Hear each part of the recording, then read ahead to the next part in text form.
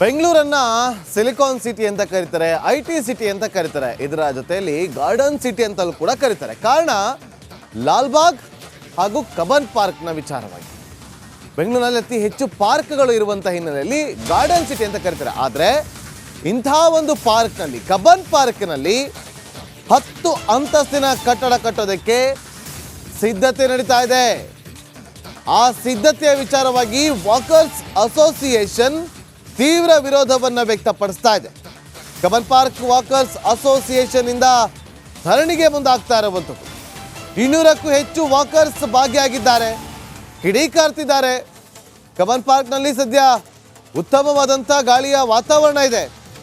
ಕಟ್ಟಡ ಕಟ್ಟಿ ಪಾರ್ಕ್ನ ಸೌಂದರ್ಯ ಹಾಳು ಮಾಡದಂತೆ ಮನವಿಯನ್ನ ಮಾಡಿಕೊಂಡಿದ್ದಾರೆ. ನಮ್ಮ ಕಬ್ಬನ್ ಪಾರ್ಕ್ ಉಳಿಸಿ, ಪ್ರಾಣಿ ಪಕ್ಷಿ ಉಳಿಸಿ ಅಂತ ಧರಣಿ ಮಾಡ್ತಿದ್ದಾರೆ. ನೋಡಿ, ಇವತ್ತು ಕಬ್ಬನ್ ಪಾರ್ಕ್ಗೆ ಎಷ್ಟೋ ಜನ ಬೆಂಗಳೂರಿನ ಬೇರೆ ಬೇರೆ ಕಡೆಯಿಂದ, ಮೂಲೆಯಿಂದ ಬರ್ತಾರೆ.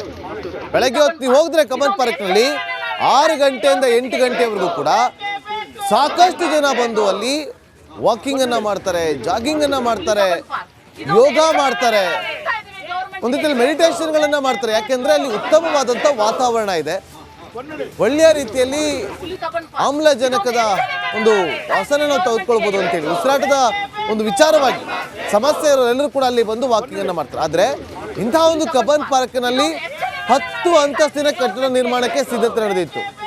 ಈ ವಿಚಾರವಾಗಿ ಈಗ ವಾಕರ್ಸ್ ಅಸೋಸಿಯೇಷನ್ ಸುಮಾರು 200ಕ್ಕೂ ಹೆಚ್ಚು ಜನ ಪ್ರತಿಭಟನೆಗೆ ಮುಂದಾಗ್ತಾ ಇರುವಂಥದ್ದು.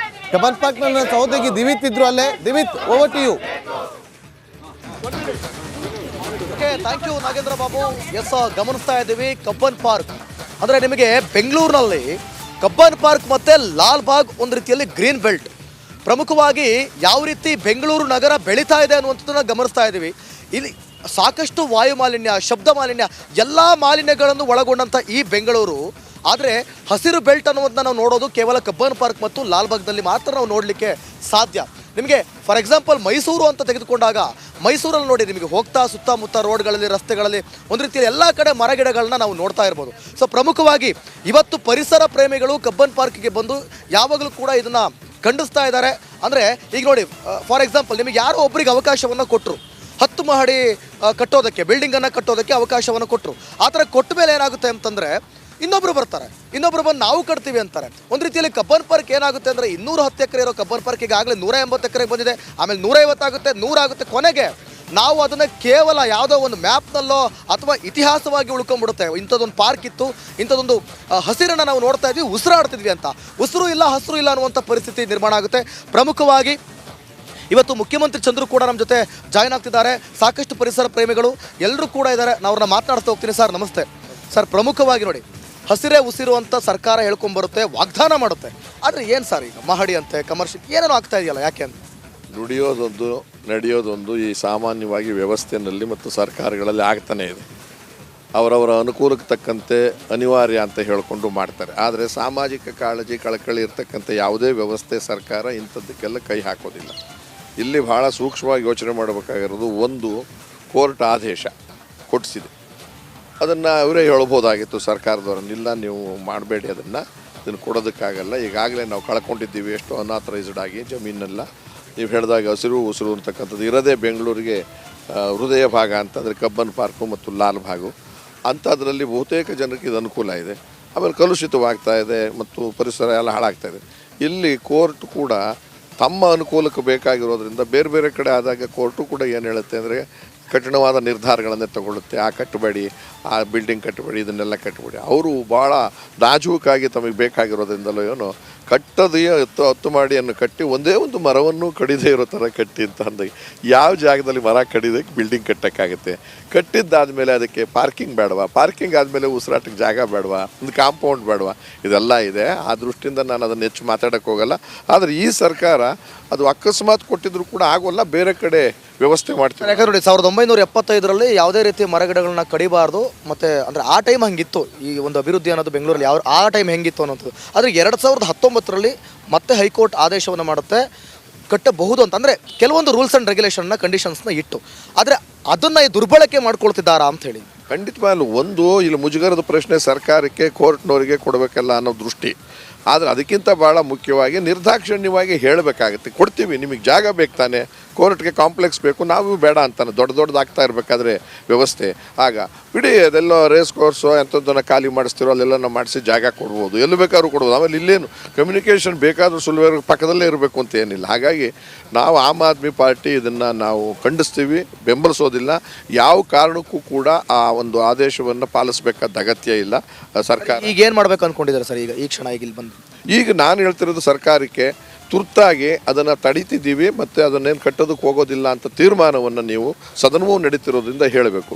ಇಲ್ಲದೆ ಹೋದರೆ ಜನಾಂದೋಲನ ಅನಿವಾರ್ಯವಾಗುತ್ತೆ ಮತ್ತು ಜನ ಕಟ್ಟುವಾಗ ಇನ್ನೂ ದೊಡ್ಡ ಗಲಾಟೆ ಆಗ್ತಕ್ಕಂಥದ್ದು ಅನಿವಾರ್ಯವಾಗುತ್ತೆ. ಅದಕ್ಕೆ ನಾವು ಬೆಂಬಲಿಸ್ತೀವಿ, ನಾವು ಆಮ್ ಆದ್ಮಿ ಪಾರ್ಟಿ ಸಂಪೂರ್ಣವಾಗಿ ಬೆಂಬಲಿಸ್ತೀವಿ. ಓಕೆ, ಎಸ್, ಇವಿಷ್ಟು ಮುಖ್ಯಮಂತ್ರಿ ಚಂದ್ರು ಅವರ ಮಾತುಗಳು. ನಾಗೇಂದ್ರ ಬಾಬು, ಪ್ರಮುಖವಾಗಿ ನೀವು ಗಮನಿಸ್ತಾ ಇದ್ದಾರೆ ನೋಡಿ, ಒಂದು ಕಟ್ಟಡವನ್ನು ಕಟ್ಟುವಂಥ ಸಂದರ್ಭದಲ್ಲಿ ಅಲ್ಲಿ ಪಾರ್ಕಿಂಗ್ ವ್ಯವಸ್ಥೆಗಳಾಗಬೇಕು, ಸುತ್ತಮುತ್ತ ಅಂದರೆ ಎಷ್ಟು ಜಾಗವನ್ನು ಒಂದು ಆಕ್ರಮಿಸಿಕೊಳ್ಳುತ್ತೆ ಒಂದು ಆ 10 ಮಹಡಿಯ ಅಂತಸ್ತನ್ನು ಕಟ್ಟುವಂಥ ಸಂದರ್ಭದಲ್ಲಿ. ಸೊ ಹೀಗಾಗಿ ಸರ್ಕಾರ ಎಚ್ಚೆತ್ತುಕೊಳ್ಳುತ್ತಾ, ತೋಟಗಾರಿಕೆ ಇಲಾಖೆ ಇದಕ್ಕೆ ಒಂದು ಬ್ರೇಕ್ ಹಾಕುತ್ತಾ ಕಾದು ನೋಡಬೇಕಾಗುತ್ತೆ. ನಾಗೇಂದ್ರ ಬಾಬು, ದಿವಿತ್ ನೋಡಿ, ಪ್ರಮುಖವಾಗಿ ಕಬ್ಬನ್ ಪಾರ್ಕ್ನಲ್ಲಿ ಕಟ್ಟಡ ಕಟ್ಟೋದಕ್ಕೆ ಆ ವಿಚಾರವಾಗಿ ಕೋರ್ಟ್ ಮೆಟ್ಟಿಲೇರುತ್ತೆ. 2019 ಅಂತ ಅನಿಸುತ್ತೆ, ಅಥವಾ ಕೆಲ ದಿನಗಳ ಹಿಂದೆ ಅಂತ ಅನಿಸುತ್ತೆ. ಯಾಕೆಂದರೆ ಕೋರ್ಟ್ ಮರಗಳನ್ನು ಕಡಿಯದೆ ಕಟ್ಟಡವನ್ನು ಕಟ್ಟಬಹುದು ಅಂತ ಹೇಳಿತ್ತು.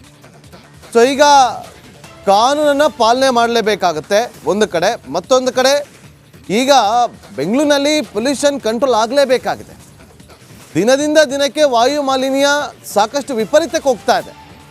ಸೊ ಈಗ ಕಟ್ಟಡವನ್ನು ಕಟ್ಟೋದ್ರಿಂದ ಕಬ್ಬನ್ ಪಾರ್ಕ್ನಲ್ಲಿ ಏನೆಲ್ಲ ಸಮಸ್ಯೆಗಳಾಗಬಹುದು ಅದನ್ನು ಅಲ್ಲಿರುವಂಥ ವಾಕರ್ಸ್ ಅಸೋಸಿಯೇಷನ್ ಅವರನ್ನು ಮಾತನಾಡಿಸುವಂಥ ಪ್ರಯತ್ನವನ್ನು ಮಾಡ್ಬೋದಾ ದಿವಿತ್? ಎಸ್ ನಾಗೇಂದ್ರ ಬಾಬು, ಗಮನಿಸ್ತಾ ಇರ್ಬೋದು ಅಂತಂದರೆ ಈಗ ನೋಡಿ, ಅಂದರೆ ಎಷ್ಟು ಅದ್ಭುತವಾಗಿದೆ. ಇಲ್ಲಿ ಸಾಕಷ್ಟು ಜನ ಯೋಗಾಭ್ಯಾಸಗಳನ್ನು ಮಾಡ್ತಾರೆ, ಜಾಕಿಂಗ್ ಮಾಡ್ತಾರೆ, ವಾಕಿಂಗ್ ಮಾಡ್ತಾರೆ. ಅಂದರೆ ತುಂಬ ಅನುಕೂಲಕರವಾಗಿದೆ ಬೆಂಗಳೂರಿಗರಿಗೆ. ಕಬ್ಬನ್ ಪಾರ್ಕ್ ಆಗಿರ್ಬೋದು, ಲಾಲ್ಬಾಗ್ ಆಗಿರ್ಬೋದು, ಒಂದು ರೀತಿಯಲ್ಲಿ ಅವರಿಗೆ ಇಲ್ಲಿ ಅಂದರೆ ಈ ಒಂದು ನಗರ ಪ್ರದೇಶದಲ್ಲಿ ಈ ಬ್ಯುಸಿ ಲೈಫ್ನಲ್ಲಿ ಕಬ್ಬನ್ ಪಾರ್ಕ್ ಒಂದು ನೆಮ್ಮದಿಯ ವಾತಾವರಣ ಅಂತಲೇ ಹೇಳ್ಬೋದು. ತೋಟಗಾರಿಕೆ ಇಲಾಖೆ ಇದ್ರ ಬಗ್ಗೆ ಏನು ಕೂಡ ಚಕಾರ ಎತ್ತೇ ಇಲ್ಲ.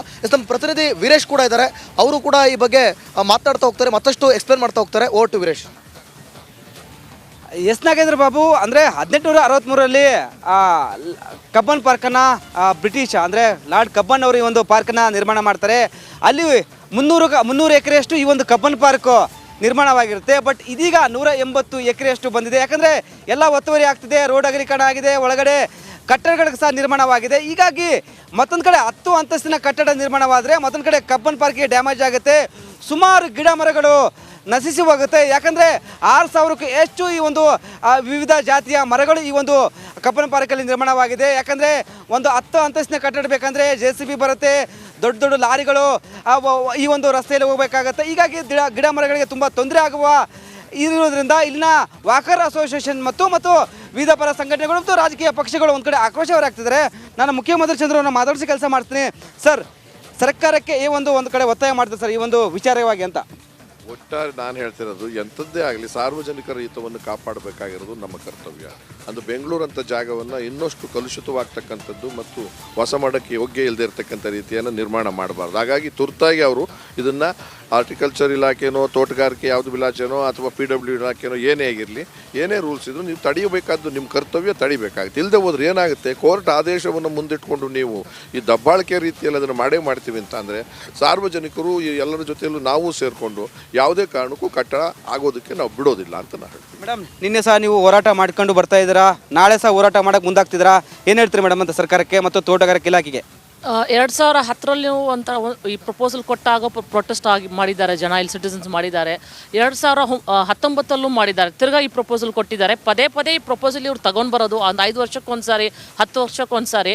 ಸೊ ಅದಕ್ಕೆ ಆಮ್ ಆದ್ಮಿ ಪಕ್ಷದಿಂದ ಇದು ಒಂದೇ ಸರಿ ತೀರ್ಮಾನವಾಗಿ ಇದಕ್ಕೆ ಒಂದು ಫುಲ್ ಸ್ಟಾಪ್ ಇಕ್ಕಬೇಕು. ಅದಕ್ಕೆ ನಾವು ಈ ಕಡೆ ಇವತ್ತು ನಮ್ಮ ಪಕ್ಷದ ಕಡೆಯಿಂದ ಬಂದಿದ್ದೀವಿ. 2010ರಿಂದ ಈ ಒಂದು ಕಟ್ಟಡ ಕಟ್ಟಲು ಮುಂದಾಗ್ತಿದೆ ಸರ್ಕಾರ. ಒಂದು ಕಡೆ ಕಟ್ಟಲ್ಲ ಅಂತಿದೆ, ಮತ್ತೆ ಕಟ್ಟಡಕ್ಕೆ ಮುಂದಾಗ್ತಿದೆ, ಒಂದು ಕಡೆ ಹೈಕೋರ್ಟ್ ಆದೇಶ ನೀಡಿದೆ. ನೀವೇನಾದರೂ ಈ ಒಂದು ವಿಷಯಕ್ಕೆ ಸುಪ್ರೀಂ ಕೋರ್ಟ್ಗೆ ಹೋಗ್ತೀರಾ ಅಂತ? ಸುಪ್ರೀಂ ಇದು ಹೈಕೋರ್ಟ್ ಒಂದು ಇದು ಆ್ಯಕ್ಷನ್ ತಗೊಂಡಿಲ್ಲ ಅಂದರೆ ಖಂಡಿತ ಸಿಟಿಸನ್ಸ್ ಆಗಲಿ ಆಮ್ ಆದ್ಮಿ ಪಕ್ಷದವರಾಗಲಿ ಖಂಡಿತ ಅಪ್ರೋಚ್ ಮಾಡೇ ಮಾಡ್ತೀವಿ. ಯಾಕಂದರೆ ಒಂದು ಮೊದಲನೇ ಪ್ರಪೋಸಲ್ ಅವ್ರು ಕೊಟ್ಟಿದ್ದು ಬಂದು 2009ರಲ್ಲಿ ಬಂದು 19ರಲ್ಲಿ ಬಂದು 7 ಫ್ಲೋರ್ಸ್ ಕಟ್ಟಡ ಕಟ್ಟಕ್ಕೆ ಪರ್ಮಿಷನ್ ಕೇಳಿದ್ದವರು. ಇವಾಗ 10 ಫ್ಲೋರ್ ಕಟ್ಟಡ ಕಟ್ಟಕ್ಕೆ ಪರ್ಮಿಷನ್ ಕೇಳ್ತಿದ್ದಾರೆ. ಸರ್ ಮುಖ್ಯಮಂತ್ರಿ ಸರ್ ಹೇಳೋ ಥರ ಆ ಕಟ್ಟಡ ಕಟ್ಟಕ್ಕೆ ನೀವು ಎಷ್ಟು ಗಾಡಿಗಳು ಬರಬೇಕು ಒಳಗಡೆ, ಎಷ್ಟು ಗಿಡ ಮರಗಳು ನಾಶವಾಗುತ್ತೆ, ಕಬ್ಬನ್ ಪಾರ್ಕ್ ಇರಲ್ಲ. ಅದಕ್ಕೆ ನಾವು ಉಳಿಸ್ಕೋಬೇಕಂತ ನಾವು ಹೋರಾಟ ಖಂಡಿತ ಮಾಡ್ತೀವಿ. ಯಾಕೆಂದ್ರೆ ಮೇಡಮ್ 300 ಎಕರೆ ಇತ್ತಿಗೆ 180 ಎಕರೆ ಬಂದಿದೆ. ಸ್ಪೋರ್ಟ್ಸ್ ಹೆಸರಲ್ಲಿ ಎನ್ಕ್ರೋಚ್ಮೆಂಟ್ ಎಷ್ಟೊಂದು ನಡೆದಿದೆ. ಆಲ್ರೆಡಿ ಕಬ್ಬನ್ ಪಾರ್ಕ್ ಒಳಗಡೆ ಎನ್ಕ್ರೋಚ್ಮೆಂಟ್ಸ್ ಎಷ್ಟೊಂದು ನಡೆದಿದೆ. ನಾನು ನೆನ್ನೆ ಹೇಳಿದ ಥರ ಎಷ್ಟೋ ನಮ್ಮ ರಾಜಕಾಲುವೆಗಳು ಎನ್ಕ್ರೋಚ್ಮೆಂಟ್ ನಡೆದಿದೆ ಕರ್ನಾಟಕದಲ್ಲಿ, ಲೇಕ್ ಎನ್ಕ್ರೋಚ್ಮೆಂಟ್ ನಡೆದಿದೆ, ಪ್ಲೇ ಗ್ರೌಂಡ್ಸ್ ಎನ್ಕ್ರೋಚ್ಮೆಂಟ್ ನಡೆದಿದೆ. ಇವಾಗ ಕಬ್ಬನ್ ಪಾರ್ಕು ಬಿಡ್ತಾ ಇಲ್ಲ, ಪಾರ್ಕ್ಗಳು ಎನ್ಕ್ರೋಚ್ಮೆಂಟ್ ಮಾಡ್ತಿದ್ದಾರೆ. ಎಷ್ಟೋ ಸ್ಟ್ರೆಸ್ಫುಲ್ ಲೈಫ್ ನಾವೆಲ್ಲ ಇವಾಗ ಇರೋದು ಸ್ಟ್ರೆಸ್ಫುಲ್ ಲೈಫ್.